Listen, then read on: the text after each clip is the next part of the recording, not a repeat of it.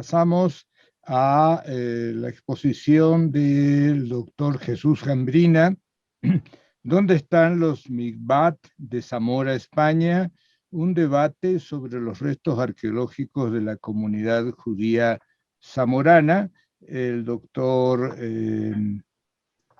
Jesús Jambrina es catedrático de Español, Literatura e Historia en Viterbo University, en el estado de Wisconsin, Estados Unidos, donde coordina el programa de estudios latinoamericanos y de latinos en este país. Es autor de diversos libros.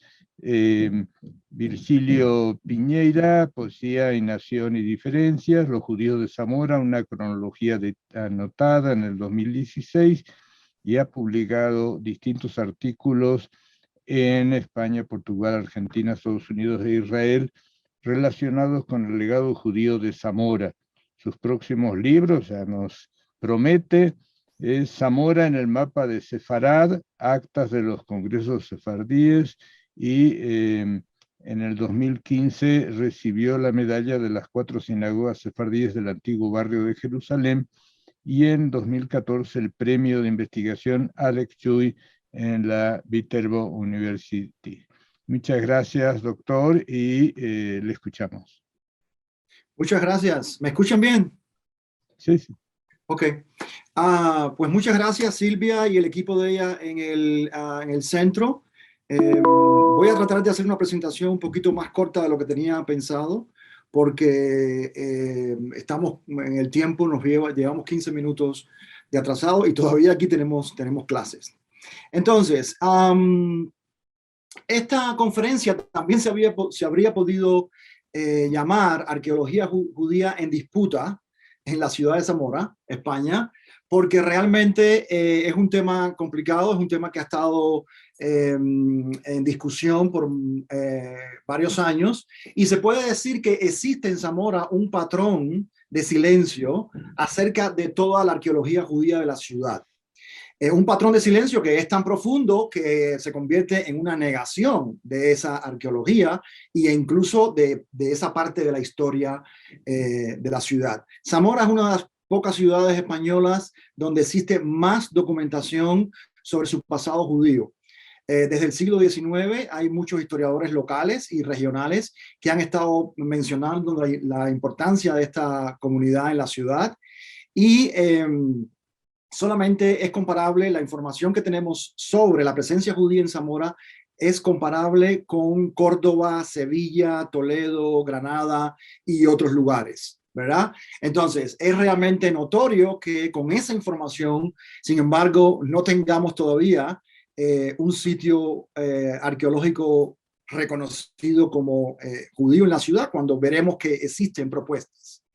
En esta presentación yo voy a mencionar solamente 3 espacios arqueológicos que varios estudiosos han estado proponiendo como de la comunidad, parte del legado judío de la ciudad de Zamora. Y mi objetivo es simplemente hacer una intervención en el debate general que existe acerca de la arqueología judía en España, sobre todo en los últimos 4 o 5 años.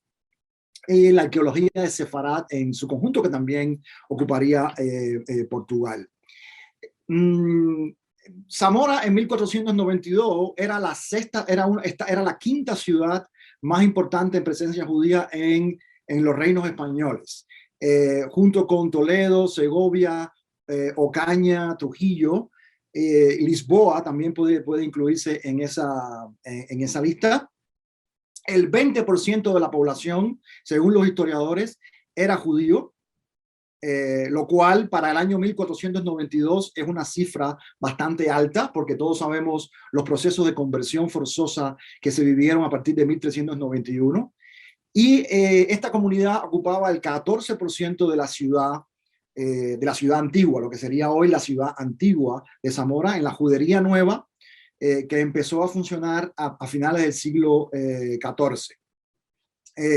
También el consenso historiográfico es que por Zamora pasaron alrededor de 30.000 judíos en 1492 camino de Portugal, sobre todo Miranda do Douro y todo lo que se conoce como la raya, la raya, que es la frontera entre Portugal y España. Zamora está ubicada a 40 minutos de Miranda do Douro en Portugal. Realmente gran parte de la ciudad de Zamora, gran parte de la provincia de Zamora colinda con Portugal, ¿verdad? Y la historia de la comunidad judía en la ciudad documentada existe desde el siglo XI, ¿ok? Probablemente haya habido judíos en la ciudad desde antes, porque en el siglo X ya hay documentación de judíos, por ejemplo, en la ciudad de León, en el antiguo reino de León, que ya había judíos en esa área. Entonces es posible que también hayan existido judíos en la ciudad de Zamora. Ahora, la primera de las piezas arqueológicas que está en disputa, aunque para algunos de nosotros no hay ninguna disputa acerca de eso, es esta Hanuquía del siglo XI y siglo XIII, que está en la iglesia de San Ildefonso en el casco histórico de Zamora. Esta es una Hanuquía que fue reconocida como tal en el año 2008 por el historiador Álvaro López Asensio, un historiador aragonés, especialista en la cultura judía en Aragón, pero en España en general. Y como ustedes pueden ver aquí, él la colocó de portada de su libro Genealogía Judía de Catalayud y Sefarat, lo cual habla de la importancia que él le dio a esta pieza arqueológica en la historia de la arqueología en esa área, ¿verdad? Y la otra foto al lado es de la pieza como tal. Es un sillar en la iglesia de San Ildefonso. Según los historiadores, este es una pieza que posiblemente el cantero, porque es una marca de cantero, es lo que se conoce en la cultura medieval como las marcas de cantero, son las marcas que ponían quienes construían los edificios para que se supieran que era su familia quien había construido esa parte o esa zona del edificio. Y existe esta marca de cantero que obviamente es una Hanuquía, ¿verdad? ¿Por qué? Porque está colocada, el candelabro está colocado hacia arriba, es decir, está glorificado. La cultura judía está glorificada en esta pieza. En el año 2000, a partir del año 2013, que fue cuando en realidad se empezó a hablar de esta pieza, aunque ya existía desde el año 1989, cuando fue descubierta en una reparación que hubo en la iglesia, pues no se mencionaba nada, pero a partir del año 2013 esta pieza ha estado en disputa constante por varias instancias eclesiásticas, instancias académicas e instancias de estudiosos en general, que dicen que la pieza realmente no es una menorá, que la pieza es una cruz, porque cuando se vira 180 grados, entonces se vería como una cruz. Pero la realidad es que el cantero que puso esta pieza en el siglo XI o el siglo XII o siglo XIII, la puso de manera tal que se glorifica el candelabro, la Hanuquía, que como ustedes saben, estamos en Hanukkah en estos días, y es precisamente Happy Hanukkah para todo el mundo, o Feliz Hanukkah para todo el mundo.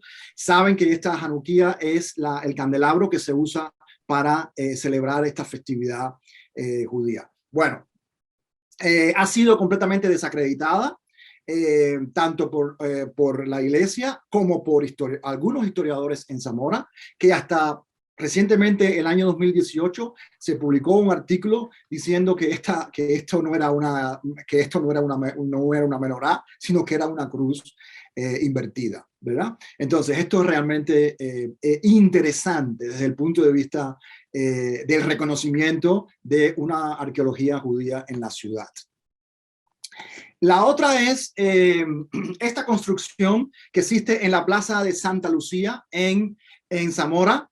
Es una construcción que algunos historiadores consideran, uno de los cronistas de la ciudad considera que es del siglo IX, porque piensa, él propone que fue parte de los baños románicos que construyó el rey Alfonso III el Magno en esa época, que fue el primero en amurallar la ciudad de Zamora y reconstruir la ciudad de Zamora en muchos espacios. Y este es uno de ellos. Es una construcción increíblemente conservada para lo que ha sucedido.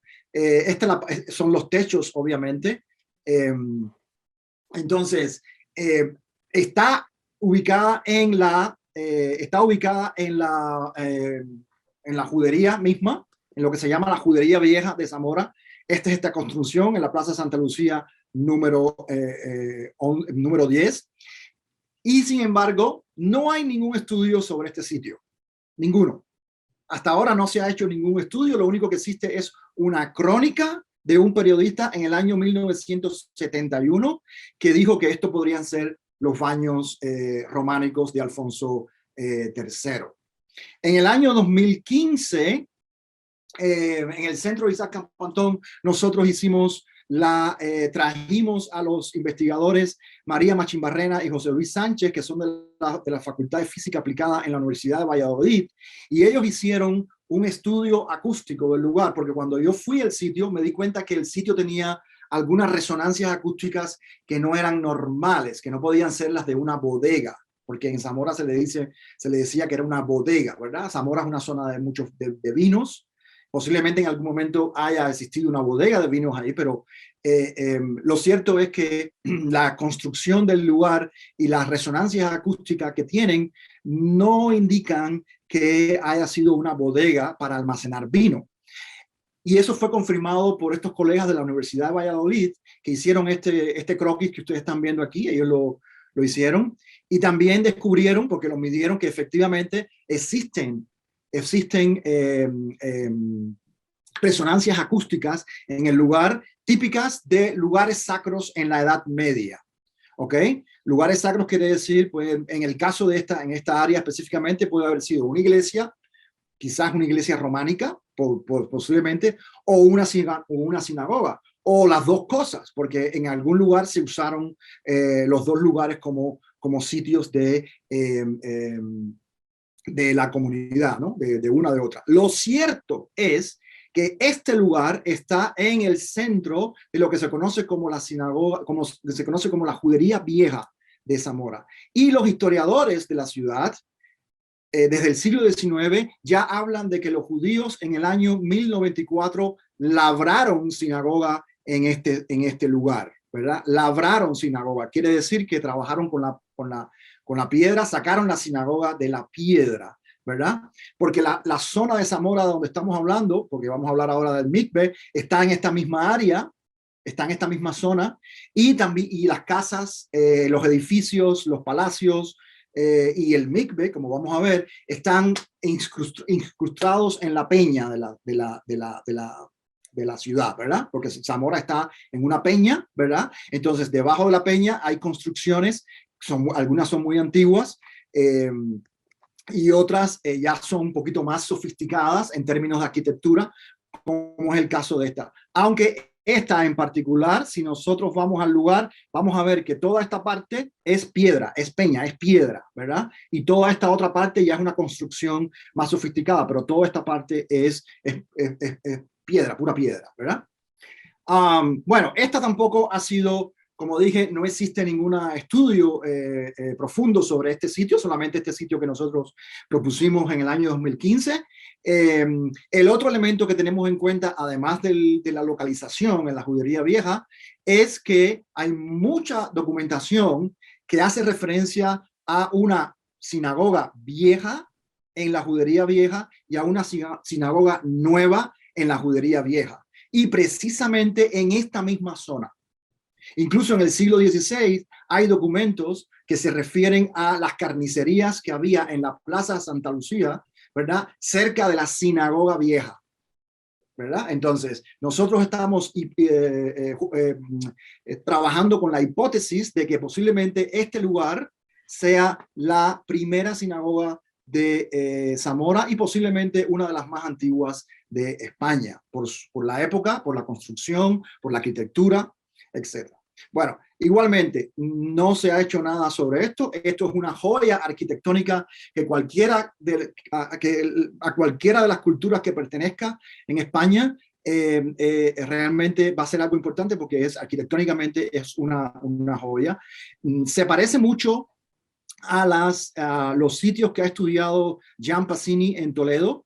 Él ha estudiado varias de las construcciones de la judería de Toledo, y este diseño, esta arquitectura es muy parecida a estas construcciones que estudia el profesor Pacini en Toledo. Entonces, para irnos al Mikve, esta es el croquis también que hizo Alfredo del Cueto, que fue el delineador que en esa época, a mediados de los años 80, era el propietario del lugar, y él se dio cuenta de que esto era un mikve, de que esto era lo que las personas, la tradición popular en Zamora le llamaba el baño judío, porque también era parte de la tradición popular en la ciudad, que en ese lugar existía un baño judío. Bueno, Alfredo del Cueto, un zamorano, ingeniero y delineador, propietario del lugar, encontró el sitio, se dio cuenta de que era de que potencialmente podía ser un mikve. ¿Por qué? Porque, como ustedes ven, tiene los pasos, tiene 5 escalones, el agua que le llega es agua fresca de la peña, de las peñas de Santa Marta que están ahí, que le cae agua, de la lluvia, porque está al aire libre, de la lluvia, y también de una conexión que tiene con un pozo. Este lugar está máximo 50 metros del río Duero. Entonces el agua en esa zona es subterránea, hay mucha agua subterránea, hay muchas conexiones de agua, y parte de esas conexiones llegan a este lugar. Este es el sitio, como ustedes ven aquí, este es el sitio. Aquí esto es al aire libre, ¿verdad? Esto es una columna del siglo XIV que existe en este lugar. El palacio, que contradictoriamente en Zamora se le llama el Palacio de la Inquisición, aunque no hubo nunca un Palacio de la Inquisición, no hubo un tribunal de la Inquisición en Zamora, pero posiblemente haya vivido ahí algún familiar de la Inquisición o algún funcionario de la Inquisición o alguien que trabajaba con la Inquisición, y por eso se le llama Palacio de la Inquisición. Pero en realidad ahí no hubo, en Zamora no hubo tribunal de la Inquisición. El tribunal de la Inquisición estaba en Valladolid. Entonces, aquí tenemos este palacio que fue construido, como lo vemos hoy, en el siglo XVI, pero fue construido uniendo varias casas que existían en el lugar, y hay documentación de que en ese lugar había judíos viviendo, en esa zona, ¿ok? Esa es el extremo oeste de la judería vieja de la ciudad. Y se considera que, o sea, hay documentación que habla de judíos viviendo cerca de la puerta de San Pedro, que está por esa área también, ¿verdad? Entonces, toda esta zona, la cuesta de Pizarro, la plaza de Santa Lucía, todo está muy cerca, está en lo que se llama la antigua judería. Entonces, para concluir, tengo que decir que bueno, Zamora también, lo voy a poner de aquí delante, fue conocida por sus sinagogas. Tuvo varias sinagogas, al punto de que en el año 1492 los reyes donaron la sinagoga mayor de Zamora a la ciudad para que construyera la iglesia de San Sebastián, que se llamó así. Ya no existe, pero se llamó así. También se construyó un hospital al lado de las casas que estaban al lado de la sinagoga. Y obviamente, si hubo sinagogas, tenía que haber mikveh. No hay otra opción ahí. Tenía que existir mikveh en esos lugares. También hubo escuelas Talmud Torah, al menos una muy famosa en el siglo XIV y XV, ¿verdad? Que fue dirigida por Isaac Campantón, tuvo muchos estudiantes. Yo los invito a leer la página nuestra de www.zamorasefardí.es y www.zamorasefardí.com. Ahí está toda la información acerca de la sinagoga de Zamora. También hubo carnicerías, también hubo cementerio, también hubo las escuelas, en fin, todas las instituciones de lo que se considera una aljama, ¿verdad? Una aljama judía existieron en Zamora y todo eso está documentado históricamente. Sin embargo, todavía oficialmente, a pesar de que tenemos todos estos candidatos arqueológicos para ser estudiados como o considerados como espacios judíos de la ciudad, sin embargo, no ha habido ningún estudio que realmente los nombre o los considere como tal, ¿verdad? Y esto es lo que digo, que este legado está en disputa en Zamora. Hay una disputa acerca de este legado, aunque hay historiadores tanto locales como internacionales que han reconocido estos sitios como pertenecientes a la tradición judía. Sin embargo, todavía no tenemos digamos, un estudio acerca de estos sitios. Nosotros obviamente hemos estado trabajando, yo en particular he estado trabajando mucho en documentar la existencia de estos espacios, pero todavía no hemos logrado digamos, hacer excavaciones o no hemos logrado todavía realmente mover esto hacia adelante en el sentido de poder declararlos como espacios netamente judíos. En el caso de la Hanukkía, incluso que es el candidato más fuerte, porque la Hanukkía es el candidato más fuerte para ser reconocido como lo que es un artefacto judío, ¿verdad? Es una pieza judía. Sin embargo, es el que ha sido más desacreditado por el status quo de la historiografía en la ciudad. Entonces, con eso los dejo. He tenido que apurarme y pasar un poquito de información, pero espero que esto dé una idea de esta arqueología que todavía está esperando en la ciudad de Zamora para ser incluida dentro de las rutas y de los catálogos de la arqueología judía en la ciudad. Muchas gracias. Muchas gracias, doctor Zambrina. La doctora Hamoy tiene una pregunta. Sí. Bueno, muchas gracias a ambos, bueno, obviamente a toda la mesa. Yo tengo justo una pregunta para Jesús que tiene que ver con los criptojudíos después de la expulsión de España.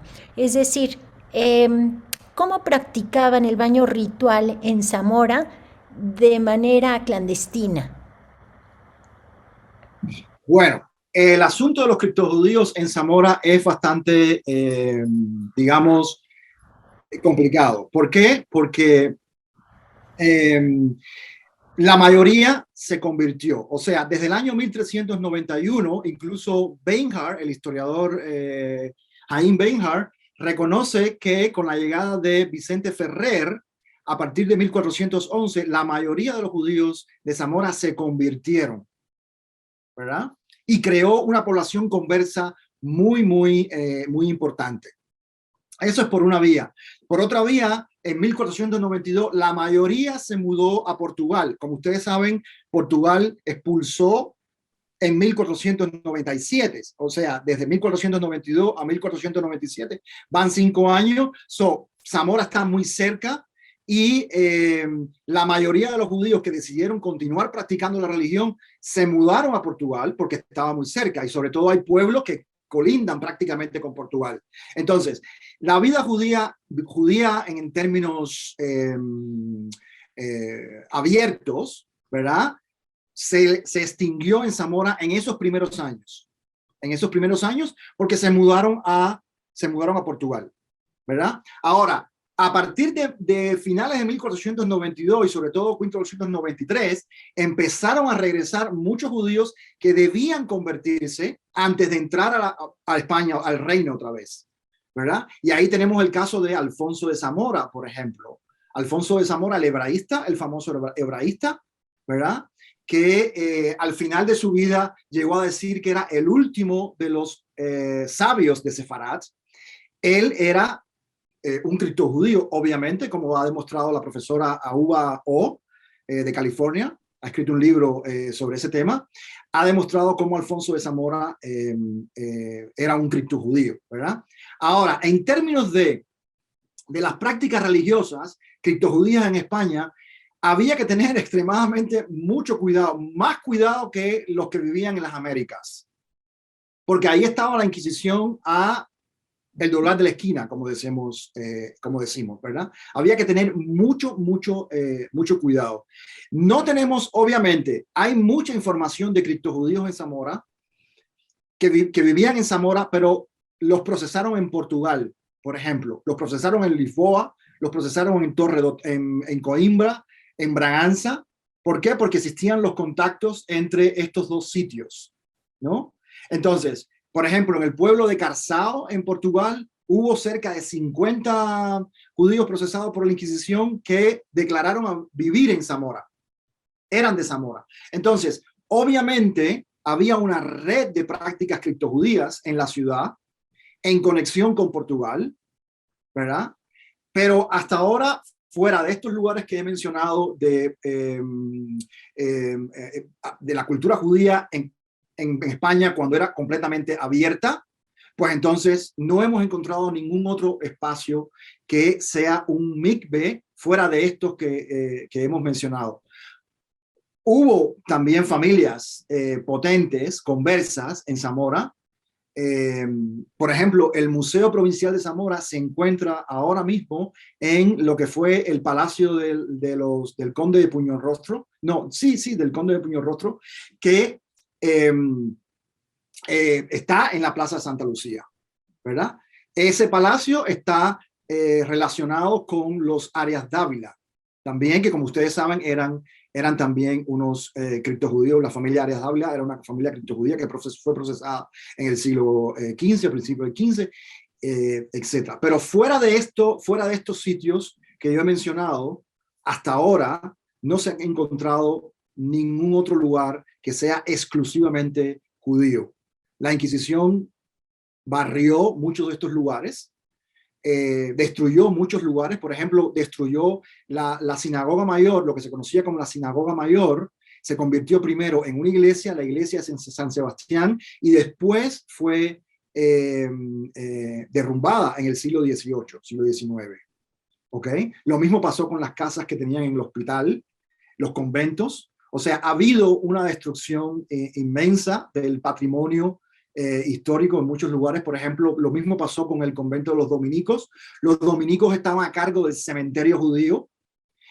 Hay mucha información sobre esto. Por ejemplo, se sabe dónde estaba el cementerio judío en Zamora. Existe el plano, incluso en mi libro yo publiqué un diseño del lugar, pero no se ha hecho nada tampoco, ¿no? No existe ningún estudio sobre el cementerio judío de Zamora, ni sobre ningún otro espacio.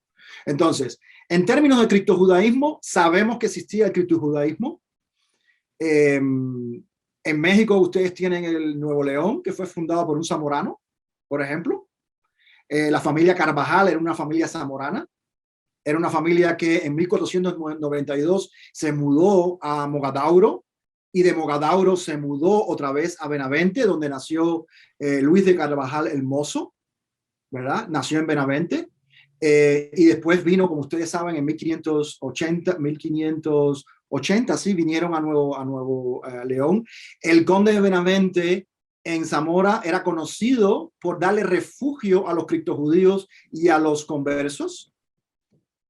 Y los territorios del conde de Benavente iban desde Zamora hasta Braganza, en Portugal. De hecho, en Sanabria, en Puebla de Sanabria, el palacio que existe es el palacio de los Benavente, el palacio de Benavente, ¿verdad? Y también esa zona es también hubo mucho criptojudaísmo en ese lugar, en esa zona. Entonces, no sé si respondo a tu pregunta, pero es un tema complicado y largo. Muchas gracias. Sí, bueno, ha sido muy interesante este día de trabajo del Congreso. tuvimos la inauguración a cargo del arquitecto Ezra Serem, las palabras de apertura de la presidenta del comité académico, la doctora Silvia Hamoy Sutton, y también la interesante exposición del doctor Adler, que nos dio un panorama histórico muy apretado, pero muy concreto sobre la evolución del concepto de Mikvah. También tuvimos una muy interesante exposición de la doctora Ana Lucía Dudashimento, que nos mostró un sitio arqueológico en el estado de Pernambuco, y luego también se extendió a otros lugares que tuvieron que dispersarse cuando Pernambuco pasó de ser colonia holandesa a colonia portuguesa, que hay un proceso de persecución a los judíos. El doctor Fabricio Gio nos dio un panorama muy interesante de las juderías medievales en el reino de Nápoles, prácticamente en Puglia, y ahí marcó la diferencia entre el reino de Nápoles, que estuvo vinculado a Carlos V o Carlos I, etcétera, con una persecución similar a la de España, que se diferencia de otras partes de Italia. Y nos hizo, el doctor es arquitecto y nos hizo un recorrido arquitectónico muy interesante, y también finalmente con mucho enjundia y entusiasmo el doctor Jambrina nos introdujo a la situación de la Zamora, nos mostró la relación entre Zamora y México, particularmente Luis el Carvajal Hermoso, que es un personaje muy, muy interesante en la historia de la presencia del criptojudaísmo y del judaísmo en México, y también nos puso de relieve las resistencias, la discriminación, las dificultades que tienen en el Reino de España para asumir su propia historia, ¿no es cierto? La historia de persecución, etcétera, que creo que es a ver cómo favorecemos o aportamos a una reconciliación, ¿no es cierto? De alguna manera el tratar de dar a los antiguos sefaradíes la nacionalidad española puede ser un buen gesto, pero faltan otros gestos, más bien en la sociedad española, que es el asunto, ¿no? Muchísimas gracias a todos y nos vemos mañana también a las 10 de la mañana, hora de México. Para los que nos siguen por YouTube, tengan cuidado porque hay otra clave de YouTube en el programa. Son dos claves distintas, si no me equivoco. En YouTube, sí, son dos claves distintas para que puedan entrar mañana, ¿no? Entonces, Silvia, ¿querías decir algo? Pues nada más agradecer la presencia de todos ustedes, agradecer a los traductores su amabilidad y su profesionalidad. Bueno, por supuesto, a todos los ponentes y pues a todos los presentes. Los espero mañana. Sí tuvimos bastante público, obviamente que no se ve reflejado en la pantalla, pero por supuesto en YouTube sí están registrados más de 150 participantes. Bueno, pues espero verlos mañana aquí y bueno, pues damos por terminada la sesión de hoy. Pues espero que haya sido productivo para el público y bueno, por supuesto para nosotros. Gracias Esdra Cherem, gracias Diego Martínez y bueno, todos los organizadores, Luis Meneses, que también está a cargo de toda la cuestión técnica. Muchísimas gracias a todos. Y bueno, por supuesto, a nuestros ponentes, Fabricio, Jesús, Blanca, y bueno, a nuestro moderador, Elio Mansferrer, que también y también, por supuesto, a Ana, que se me estaba pasando. Y Jonathan, excelente también tu ponencia. Pues espero verlos a todos mañana para seguir con este fascinante tema. Pues aquí nos despedimos y bueno, que tengan un buen día.